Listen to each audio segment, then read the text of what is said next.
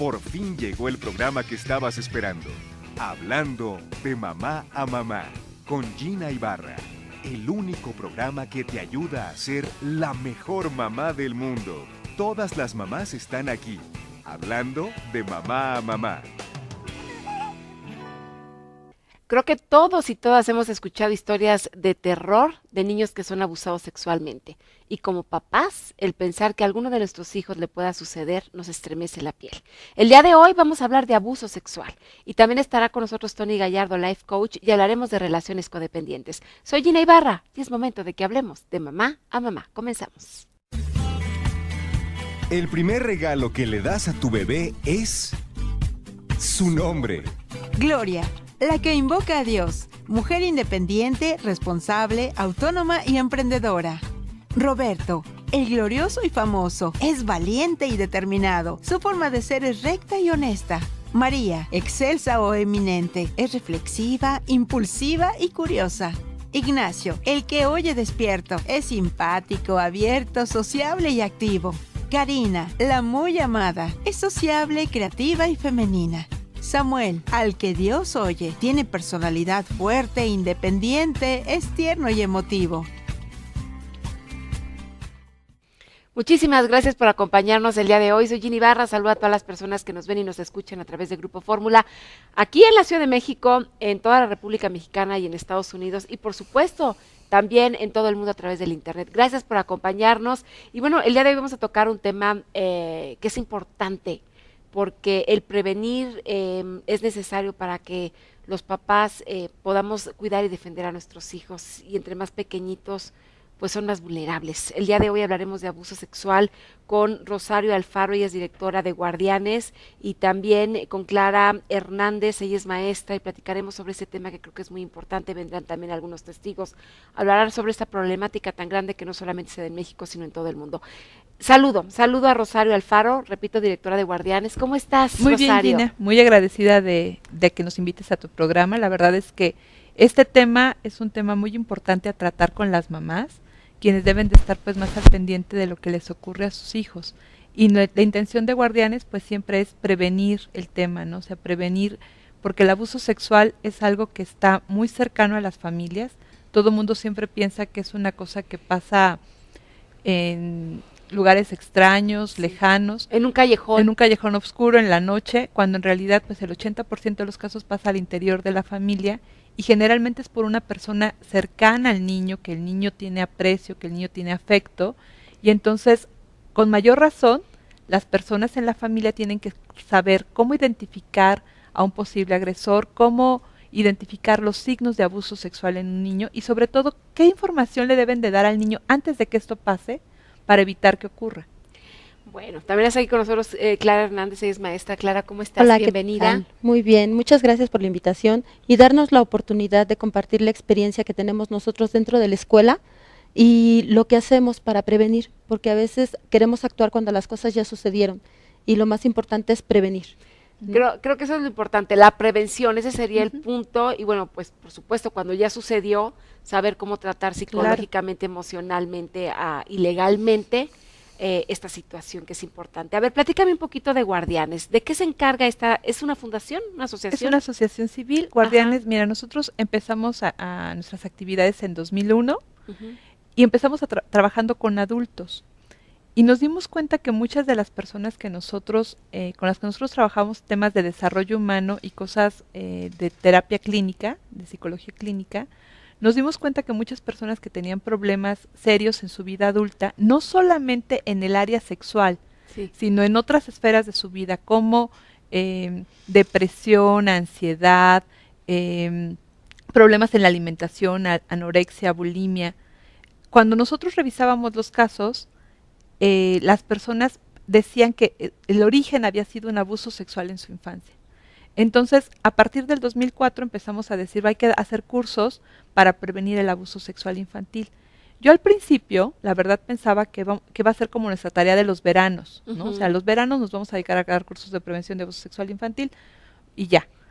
Y en el 2008 decidimos dedicarnos solamente a ese tema, ¿no? Al tema de la prevención del abuso sexual infantil, porque nos dimos cuenta que era un problema más grave de lo que nosotros nos habíamos imaginado. Claro, ¿no? y que tiene que venir mucho en casa esta información y también en las escuelas. ¿no? Claro.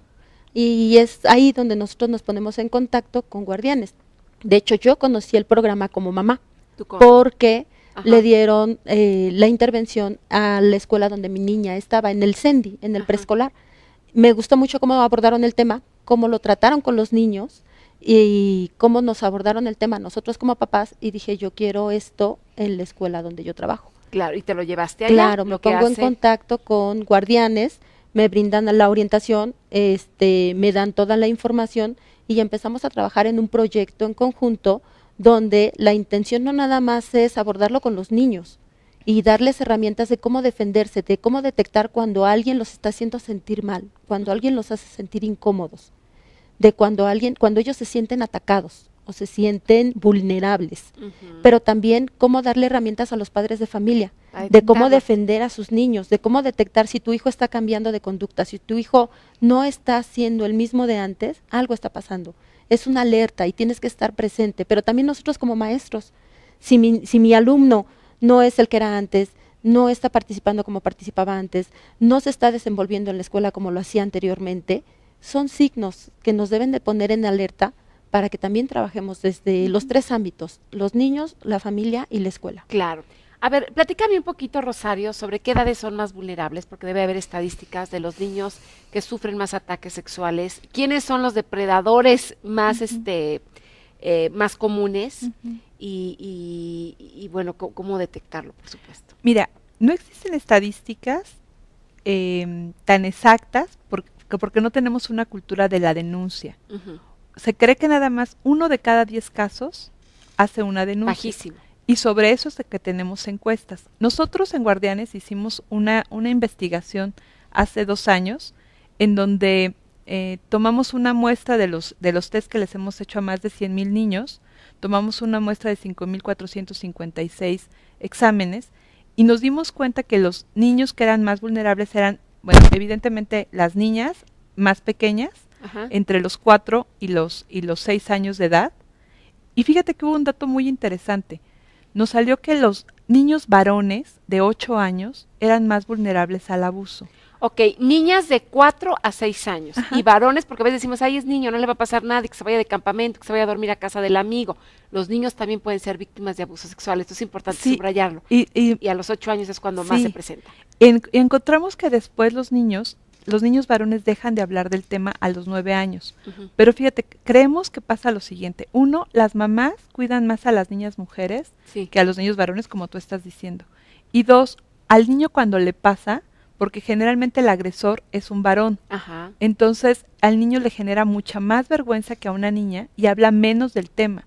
Es más fácil que una niña, hasta digo, culturalmente las mujeres somos más Extrovertidas. extrovertidas y pedimos más ayuda, Ajá. es más difícil que un niño diga que le está ocurriendo. ¿Cuándo se considera abuso sexual? Tiene que haber una penetración, porque dices No. tú, es un hombre No. normalmente el que abusa. Pero hay mujeres también que a lo mejor son cuidadoras de los niños, y se quedan con las niñas, las bañan. Existen O sea, mujeres, ajá. ¿eso es abuso sexual o no entraría dentro de esta Mira, categoría? el abuso sexual es cualquier contacto que está buscando erotizar a un niño, Ujú. ya sea o no llegar a la penetración, pero existe abuso sexual sin contacto físico. O sea, por ejemplo, si una persona se desnuda frente a un niño, se masturba frente a un niño, o le muestra pornografía, o incluso a través de redes sociales, si en internet hace grooming con un niño, que es seducir a un menor para que el niño pose de forma erótica, eso evidentemente no va a dejar una huella física, no va a haber una situación en donde podamos presentar algo legal Ajá. que sea comprobable que está pasando el abuso, pero los síntomas que le dejan al niño son muy parecidos. El abuso sexual también puede ser con contacto físico, y con contacto físico no necesariamente es la violación, puede ser cualquier caricia, abrazo, beso, que lleva la intención de Erótica. excitar al menor Claro. o de buscar en el adulto una gratificación sexual, ¿no? Y puede ser incluso la penetración oral, anal, vaginal del niño, pero puede ser que no exista esto. Es más, la mayoría de los abusos sexuales no son una violación. Tú me platicabas hace ratito de que ustedes en ALA les enseñan a los niños a diferenciar una caricia, un beso de algo con ternura a algo ya más erótico. Que creo que eso es muy importante porque las mamás solemos, y decías al principio de la entrevista, de saluda a tu tío, abrázalo, bésalo. Y a lo mejor el niño se siente incómodo porque el tío le da ese beso que succiona y que la verdad digo, no es un beso de ternura, es un beso que me incomoda. Y entonces es importante que las mamás sepamos respetarlo cuando nuestros hijos digan no esa parte. Y ustedes les enseñan, pero también creo que por parte de los papás y de las escuelas hay que hablar de ese tema. Claro, o sea, nosotros les enseñamos a los niños a distinguir una caricia de ternura a una caricia erótica. Y mira, sobre todo tiene cosas importantes el entender la diferencia. Una caricia con ternura es pública, sí, con todos la podemos hacer, se puede hacer delante de todas las personas.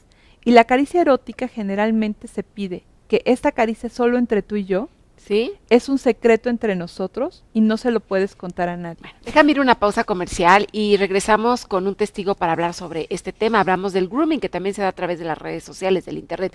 Vamos a una pausa comercial, soy Ginny Ibarra, estamos hablando de mamá. ¿Sabías que? ¿El 62% de los niños y niñas han sufrido maltrato en algún momento de su vida? México es el primer lugar en violencia física y homicidios de menores de 14 años. Por lo tanto, la primera causa de muerte infantil es por abuso o maltrato. Bueno, estamos hablando de mamá. Recuerden el Twitter Gina Ibarra-mamá. Estamos en el Instagram Gina-Ibarra-radio. Y bueno, en demamamamá.com, nuestra página digital, la revista, nuestras redes sociales para que estén en contacto, la página de Mamá a Mamá, para estar en contacto toda la semana, no nada más los sábados. Y bueno, se va a incorporar con nosotros Susana. Ella es maestra también, pero también es mamá. Y bueno, tuvo un caso de grooming, como estaba platicando hace rato Rosario, y nos los va a comentar. ¿Cómo estás, Susana? Bienvenida. Muchas gracias por invitarnos. A ver, platícanos, ¿cuántos años tiene tu hijo? Bueno, en este momento tiene 15 años, Ajá.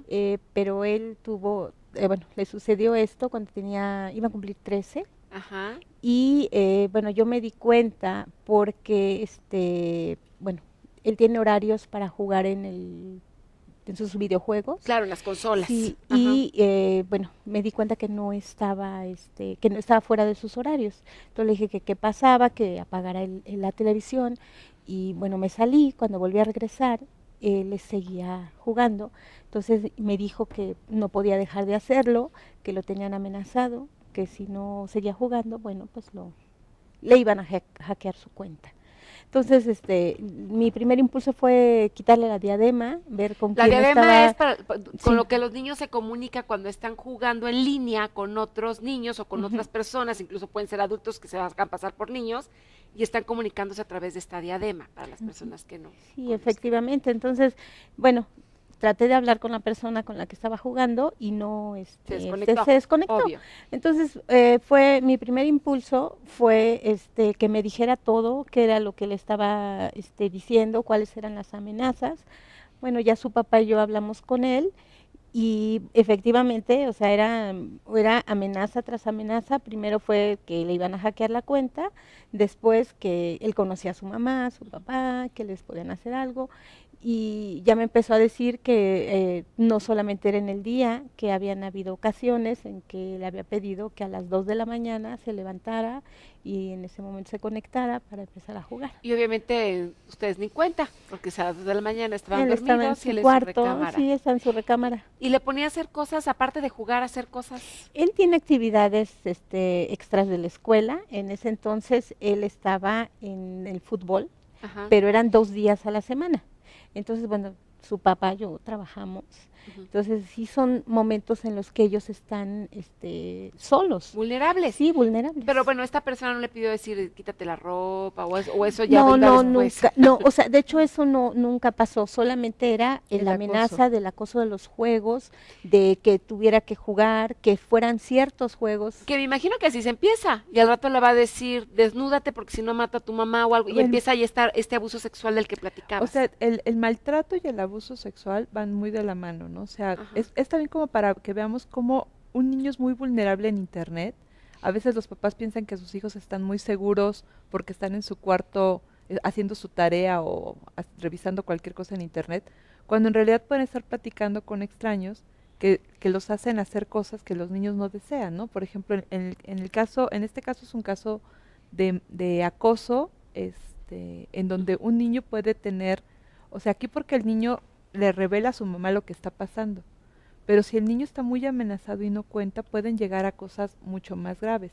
El grooming es justamente así, ¿no? O sea, van amenazando a los niños cuando ya tienen una fotografía con poca ropa, de mandar esa foto a sus redes sociales, a Facebook, a Twitter, y que necesitan darles más fotos con menos ropa, con posiciones sexuales, y eso va dejando secuelas en los niños. O sea, si una situación de maltrato o de acoso deja secuelas en los niños, las situaciones de abuso también, porque la energía sexual que sale del adulto para seducir al menor es la misma, ya sea una violación, un beso, una caricia o enseñarle al niño algo. No, y al rato lo ves en las redes sociales, en donde cuántas niñas se ponen en shortcitos y muy escotadas, entonces obviamente son presa fuerte para depredadores.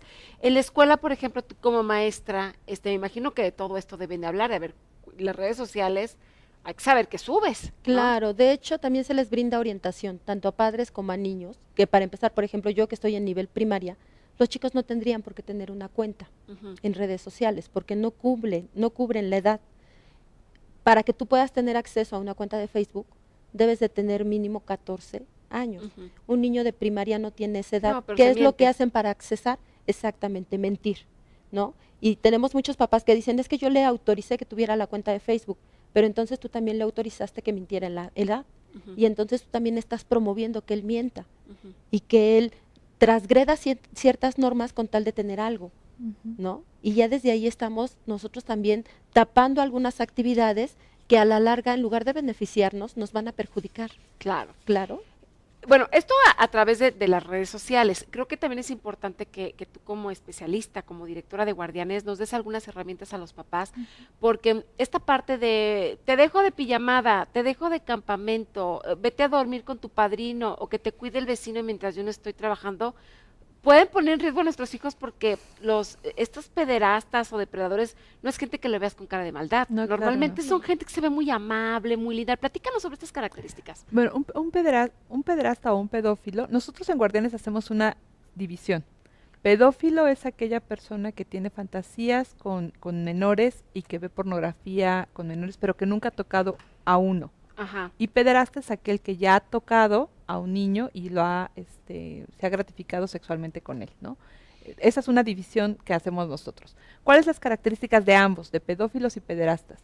Los dos son personas que generalmente trabajan con niños, les gustan los niños, son simpáticos hacia los niños, son personas que generalmente son muy carismáticas, que todos podemos confiar en ellos. Esta idea que tenemos de que el pederasta es como una persona sombría, gris, no es cierto. Generalmente los pederastas son personas seductores, son personas muy amables. El abuso sexual generalmente va con seducción, aunque es una cosa violenta, o sea, Ajá. es violentar a un niño en su sexualidad. No va el abuso sexual con fuerza física o con agresión. Aunque hay una amenaza, la amenaza es sutil. La amenaza no es una amenaza que el niño pueda sentirse incómodo. Es una amenaza en donde el niño se siente parte. Bueno, déjenme ir a una pausa comercial y agradecerle a Clara Gracias. y ahí también a Susana que nos hayan acompañado. Se van a incorporar una mamá y un tío que nos va a platicar cómo su hija sufrió abuso sexual y regresamos después de la pausa comercial. Gracias, Clara. Muchas Clara, gracias. gracias, Susi. Regresamos después de la pausa. ¿Sabías que? 1 de cada 4 niñas y 1 de cada 6 niños sufren de abuso sexual. Más del 90% de los abusadores son personas en las que los niños conocen. Esto casi siempre ocurre en el núcleo familiar. Y bueno, regresamos, seguimos hablando de mamá a mamá y ahorita les voy a presentar a 2 testigos que tengo aquí para hablar sobre abuso sexual. Pero antes quisiera terminar lo que nos estabas platicando, Rosario, sobre esto de los pederastas y de los pedófilos. Ajá. Fíjate que, por ejemplo, muchas personas piensan que la pederastía o la pedofilia es una cuestión como, por ejemplo, de homosexuales o una cuestión de adolescentes, y la mayoría de los pederastas son hombres, varones, heterosexuales, casados, mayores de 35 años. O sea, son personas que tienen madurez, que son adultos, y también, por ejemplo, es pensar que son profesionistas y personas que incluso buscan profesiones que están ligadas a la infancia, ¿no? Entonces, ese es un tema importante porque cuando no tenemos esta claridad de ver que cualquier persona podría ser y que además la mayoría de estos casos ocurren al interior de la familia y que es el papá, el tío, el abuelo, el primo, el hermano, el padrino, el el padrino, entrenador. es alguien de confianza del niño. Bueno, ¿no? bueno, déjenme presentarles, tengo a dos testigos, ellos están de espaldas, obviamente, porque están ahorita en un proceso legal y no quieren aparecer ante las cámaras, y les vamos a poner nombres falsos. Saludo a Eloísa, ¿cómo estás, Eloísa? Bien, gracias. Gracias por acompañarnos, y también a Jesús. Jesús, ¿cómo estás? Bien, muchas gracias por la invitación. Gracias a ustedes. A ver si me hablan un poquito más fuerte. La voz está distorsionada, también para que no nos vayan a reconocer. Eloísa, platícame un poquito tu caso. Pues mi hija tiene al día de hoy 4 años. Tenemos 1 año y 2 meses en el proceso, tanto penal como en el proceso familiar. La niña lo dijo, pues,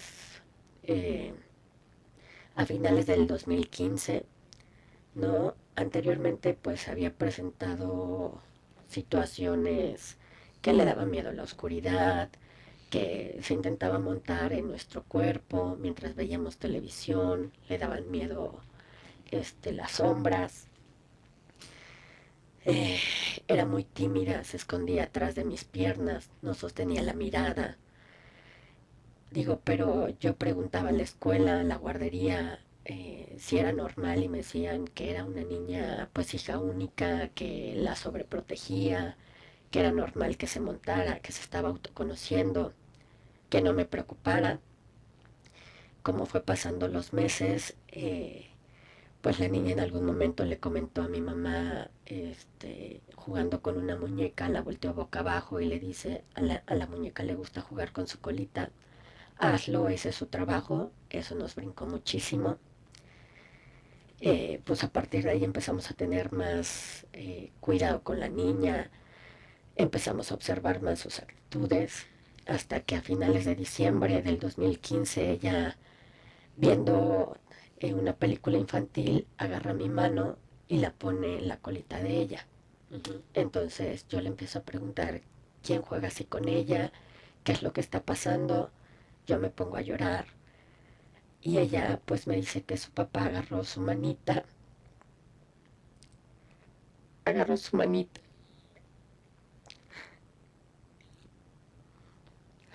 Tranquila, Eloísa. y la puso en la colita de él, que sintió calor, que estaba dormida, que le habló a una vecina. Pues yo me suelto en el mar de lágrimas y pues a mi vecina le dice que su papá le metió los dedos. Posteriormente, durante esos meses, pues la niña no podía dormir, era muy berrinchuda, no comía bien, se metía entre nuestras piernas.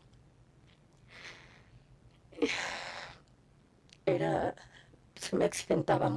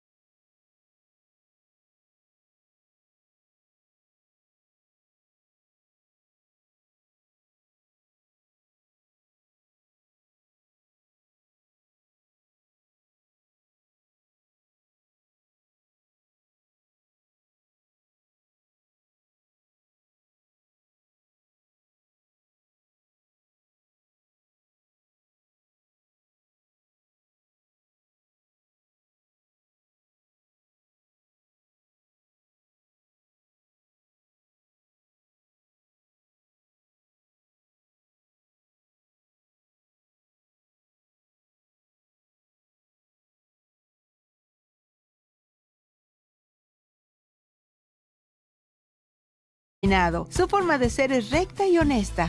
María, excelsa o eminente, es reflexiva, impulsiva y curiosa. Ignacio, el que oye despierto, es simpático, abierto, sociable y activo. Karina, la muy amada, es sociable, creativa y femenina. Samuel, al que Dios oye, tiene personalidad fuerte, independiente, es tierno y emotivo.